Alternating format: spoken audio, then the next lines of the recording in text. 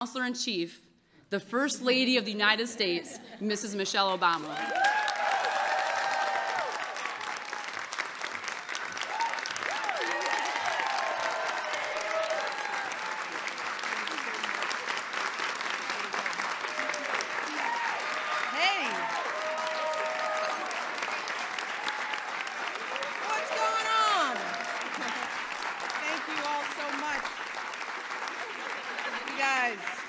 That's a command. Rest yourselves. We're almost at the end. Hello, everyone, and may I say for the last time officially, welcome to the White House. Yes. Well, we are beyond thrilled to have you all here to celebrate the 2017 National School Counselor of the Year, as well as all of our state counselors of the year. These are the fine women and a few good men. One good man who are on this stage, and they represent schools from across this country. And I want to start by thanking Terry for that wonderful introduction and her right on the spot remarks. I'm going to say a lot more about Terry in a few minutes, but first I want to take a moment to acknowledge a few people who were here. First, our outstanding Secretary of Education, John King.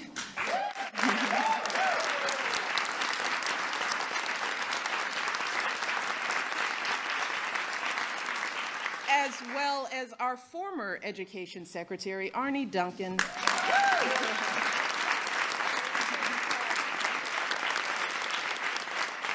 I want to take this time to thank you both publicly for your dedication and leadership and friendship. We couldn't do this without the support of the Department of Education under both of your leadership. So I'm grateful to you personally, and am very proud of all that you've done for this country. I also want to acknowledge a few other special guests we have in the audience. We've got a pretty awesome crew. You know, as one of my staff said, you roll pretty deep. Like, well, yeah, we have a few good friends. We have with us today Ted Allen, Lala Anthony, Connie Britton, Andy Cohen. Yeah, Andy Cohen is here.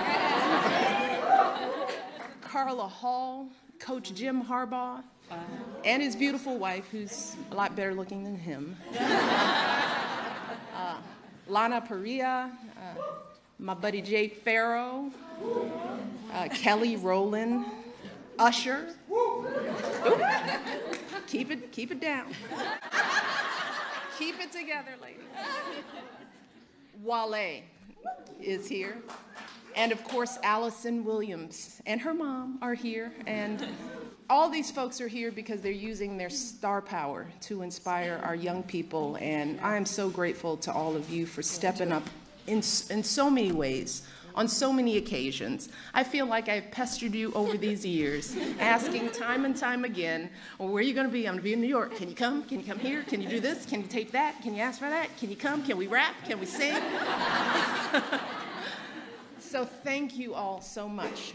It really means the world to this initiative to have such powerful, respected, and admired individuals speaking on behalf of this issue. So congratulations on the work that you've done, and we're going to keep working. And today, I especially want to recognize all the extraordinary leadership team that was behind Reach Higher from day one. And this isn't on the script, so they don't know this. I want to take time to personally acknowledge a couple of people. Executive Director Eric Waldo.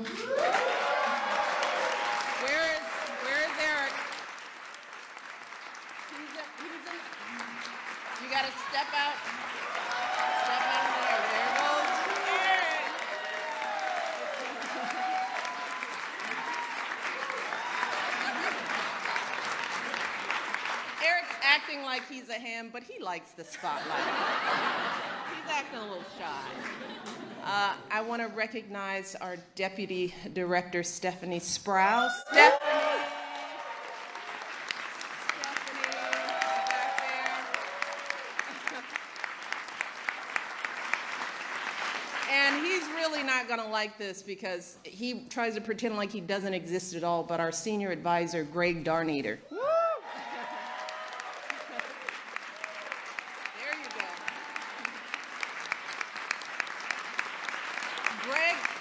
has been a leader in education his entire life. I've known him since I was a little organizer person, and it's just been just a joy to work with you all. These individuals, they are brilliant, they are creative, they have worked miracles with hardly any staff or budget to speak of, which is how we roll in the First Lady's office.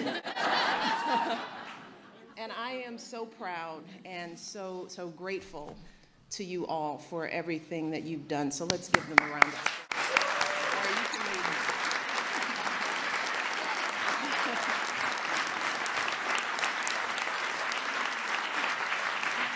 And finally, I want to recognize all of you who are here in this audience. We have our educators, our leaders, our young people who have been with us since we launched Reach Higher back in 2014.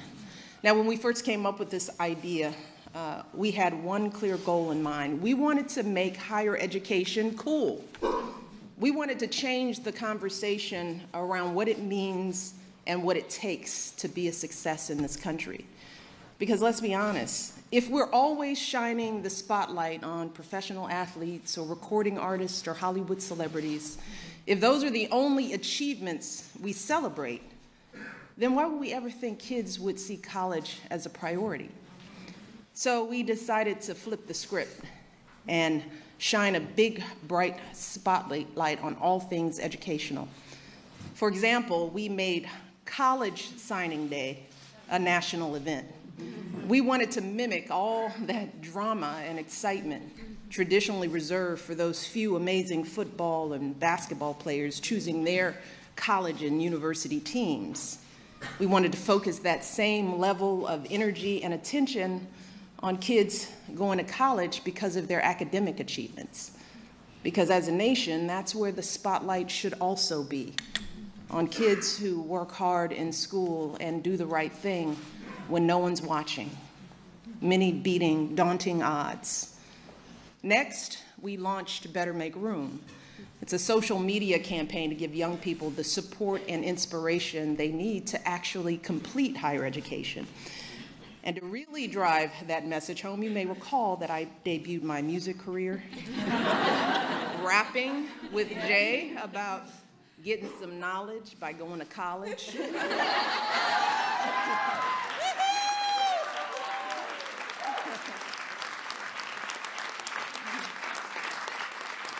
We are also very proud of all that this administration has done to make higher education more affordable. We doubled investments in Pell Grants and college tax credits. We expanded income-based loan repayment options for tens of millions of students. We made it easier to apply for financial aid. We created a college scorecard to help students make good decisions about higher education, and we provided new funding and support for school counselors. All together, yes. Thank you. You're welcome.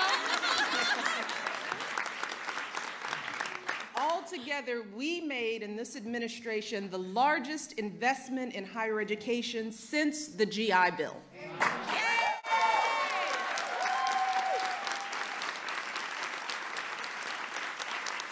And today, the high school graduation rate is at a record high, and more young people than ever before are going to college. And we know that school counselors, like all of the folks standing with me on this stage, have played a critical role in helping us get there.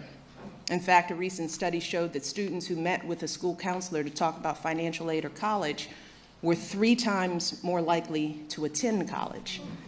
And they were nearly 7 times more likely to apply for financial aid. So our school counselors are truly among the heroes of the Reach Higher story. And that's why we created this event 2 years ago, because we thought that they should finally get some recognition.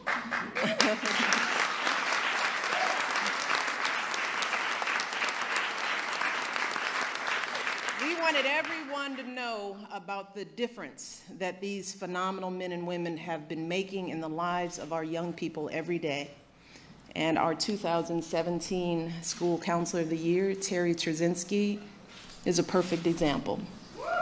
As you heard, Terry works at the Calhoun Area Career Center, a career and technical education school in Michigan. And here's what Terry's principal said about her in his letter of recommendation. He said, once she identifies a systemic need, she works tirelessly to address it. So when students at Terry's school reported feeling unprepared to apply for higher education, Terry sprang into action to create a school-wide, top-to-bottom college readiness effort. Under Terry's leadership, more students than ever before attended workshops on resume writing, FAFSA completion. Yes, I can now say FAFSA. And interview preparation. I can barely say it. They did career and personality assessments. They helped plan a special college week, and they organized a military day, hosting recruiters from all branches of our armed forces. And because of these efforts today, 75% of Calhoun's seniors now complete key college application steps, and Terry's school has won state and national recognition. And all of this is just one small part of what Terry does for her students each day. I can go on and on about all the time she spends one-on-one with students, helping them figure out their life path. Terry told us, as you heard, she told us about one of those students. So we reached out to Kyra, and here's what Kyra had to say in her own words. Kyra wrote that Mrs. Torzinski has helped me grow to love myself. She helped me with my doubts and insecurities. She said, my life has changed for the better in all aspects. Kyra said she held my hand through my hardest times. She said, Mrs. Torzinski is my lifesaver. That's what Kyra said. And this is what each of you do every single day. You see the promise in each of your students. You believe in them even when they can't believe in themselves, and you work tirelessly to help them be who they were truly meant to be. And you do it all in the face of some overwhelming challenges: tight budgets, impossible student counselor ratios. Yeah, amen. Endless demands on your time. Y'all come in early, you stay late, you reach into your own pockets. And see, we got the amen for Amen. You stick with students in their darkest moments, when they're most anxious and afraid. And if anyone is dealing with a college senior or junior, you know what this feels like. These men and women show them that those kids matter, that they have something to offer, that no matter where they're from or how much money their parents have, no matter what they look like or who they love or how they worship or what language they speak at home, they have a place in this country. And as I end my time in the White House, I can think of no better message to send to our young people in my last official remarks as First Lady. So for all the young people in this room and those who are watching, know that this country belongs to you, to all of you, from every background and walk of life. If you or your parents are immigrants, know that you are part of a proud American tradition, the infusion of new cultures, talents, and ideas, generation after generation, that has made us the greatest country on earth. If your family doesn't have much money, I want you to remember that in this country, plenty of folks, including me and my husband, we started out with very little, but with a lot of hard work and a good education, anything is possible, even becoming president. That's what the American dream is all about.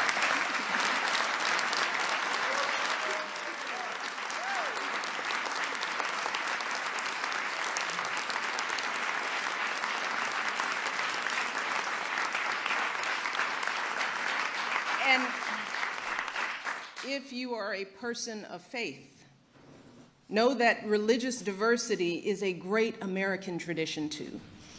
In fact, that's why people first came to this country, to worship freely.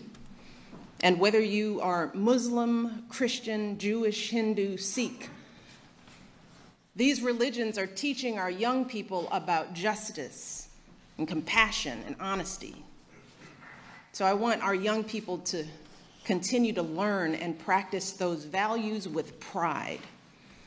You see, our glorious diversity, our diversities of faiths and colors and creeds, that is not a threat to who we are. It makes us who we are.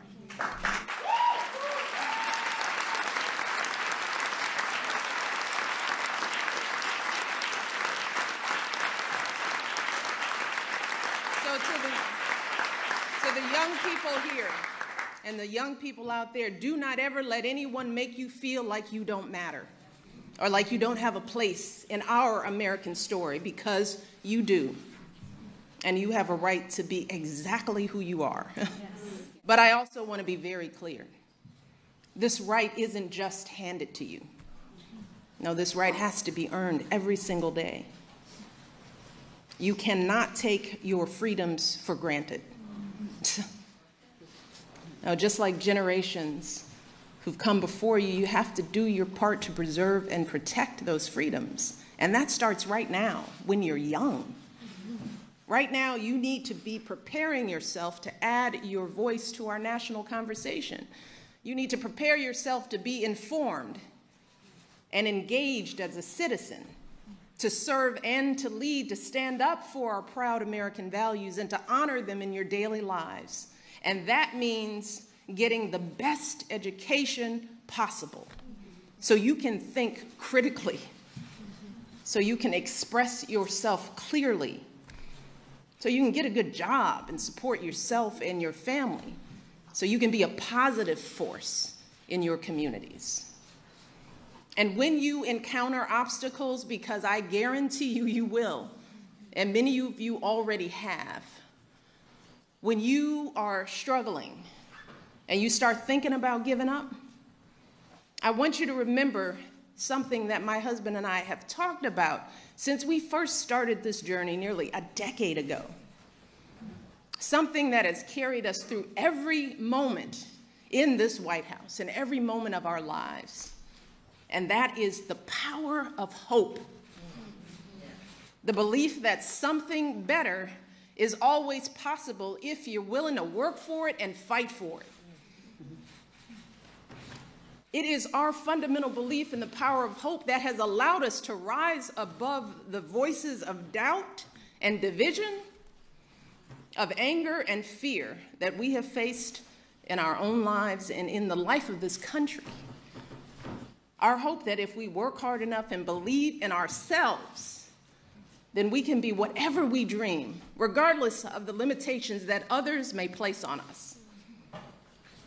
The hope that when people see us for who we truly are, maybe, just maybe, they too will be inspired to rise to their best possible selves. That is the hope of students like Kyra, who fight to discover their gifts and share them with the world. It's the hope of school counselors like Terry and all these folks up here who guide those students every step of the way, refusing to give up on even a single young person.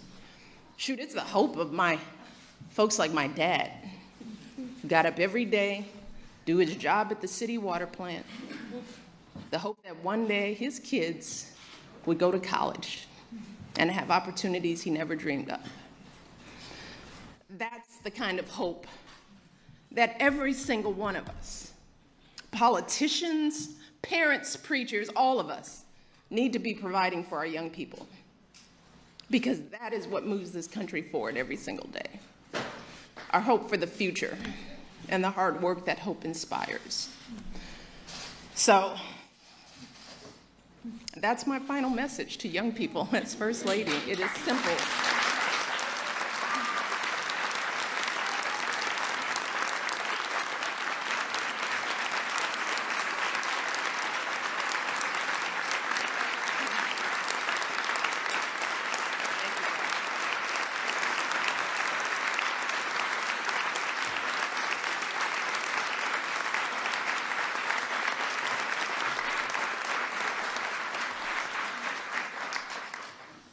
I want our young people to know that they matter, that they belong.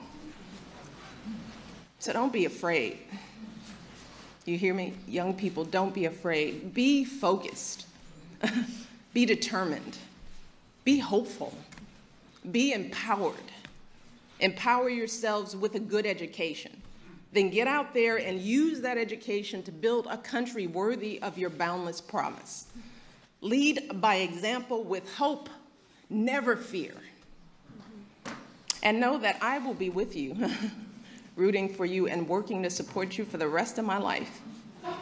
And that is true, I know, for every person who is here today, and for educators and advocates all across this nation who get up every day and work their hearts out to lift up our young people.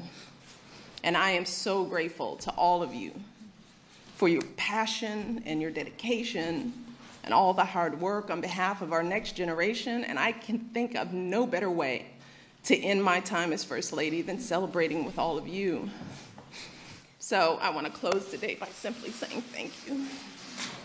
Thank you for everything you do for our kids and for our country. Being your First Lady has been the greatest honor of my life, and I hope I've made you proud. Thank you.